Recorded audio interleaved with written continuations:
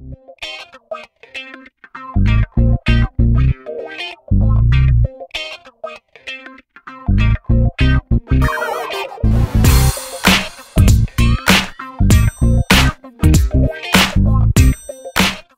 bien, bonjour, l'objectif de cette vidéo est de vous montrer comment résoudre une équation en factorisant. Alors cette vidéo s'adresse essentiellement à des élèves de seconde, mais peut servir aussi de révision pour des élèves de première, spé maths ou mathématiques tronc commun.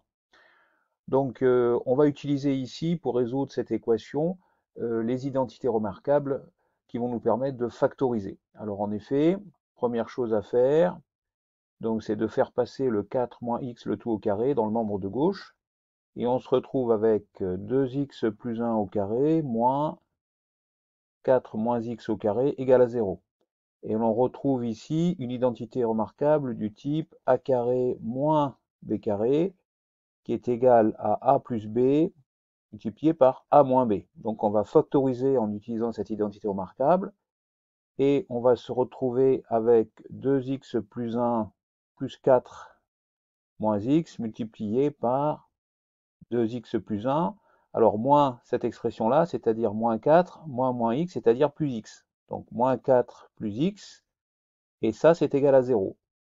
Donc ça c'est équivalent à écrire 3x moins x, donc x, 4 plus 1, 5, donc x plus 5 multiplié par 2x plus x, ça nous fait 3x, 1 moins 4, ça nous fait moins 3, égal, et donc le produit de ces deux facteurs égale à 0. On se retrouve donc face à une équation produit, c'est-à-dire que ça, c'est équivalent à écrire que x plus 5 est égal à 0, ou alors 3x moins 3 égale à 0. Ce qui est équivalent à écrire que x est égal à moins 5, ou 3x égale 3, je fais passer le moins 3 dans le membre de droite, il devient plus 3, ce qui est équivalent à écrire que x est égal à moins 5, ou x, je divise par 3 les deux membres de cette égalité, et je me retrouve avec x égale 3 sur 3, c'est-à-dire est égal à 1. Donc, solution de cette équation, il y en a deux, donc moins 5 et 1. Voilà la solution de cette équation qui nous a permis, grâce à une identité remarquable, de factoriser, de se retrouver face à une équation produit et d'ainsi résoudre cette équation. Nous avons maintenant une deuxième situation. Donc au départ, c'est la même stratégie, c'est-à-dire que j'ai une expression dans le membre de droite, je vais la faire passer dans le membre de gauche, ce qui va me donner 2x moins 1 multiplié par 7 moins x moins 3 fois x plus 5 multiplié par 2x moins 1, et tout ça est égal à 0. Donc maintenant, j'essaie de trouver quel est le facteur commun. Ça va être ici 2x moins 1. Donc je vais factoriser l'expression par 2x moins 1, et je vais donc me retrouver avec 2x moins 1 multiplié par 7 moins x, 7 moins x, moins 3 fois x plus 5. Il suffit de recopier ce qui reste. Il nous reste 7 moins x, moins 3 fois x plus 5.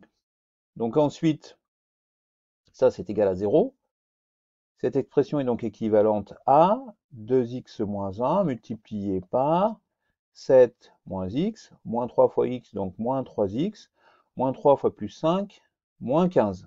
Ça, c'est égal à 0.